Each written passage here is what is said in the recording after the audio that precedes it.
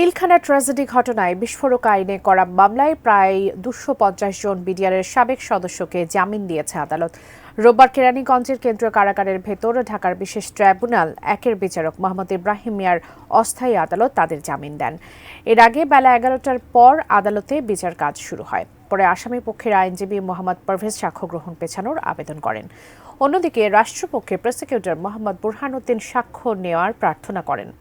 পরবর্তীতে উভয় পক্ষের যুক্তিতর্ক শেষে বেলা 11টা 47 মিনিটে আদালতে সাক্ষ্য দেন প্রত্যক্ষদর্শী মেজর সৈয়দ মোহাম্মদ ইউসুফ ইকবাল। এ মামলার পরবর্তী সাক্ষ্য গ্রহণের তারিখ 10 ফেব্রুয়ারি 2025।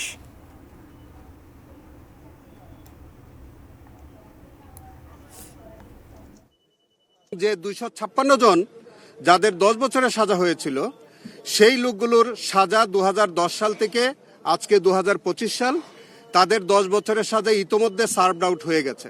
প্রথমে হত্যা মামলায় যারা নিম্ন আদালত থেকে তারা খালাস পেয়েছিল এবং যাদের বিরুদ্ধে সরকার কোনো আপিল করে নাই, এইরকম যারা আছে তাদের সংখ্যাটা হচ্ছে প্রায় 250-র উপরে বা 250। তাদেরকে আজকে মাননীয় আদালত জামিনে মুক্তি দিয়েছেন।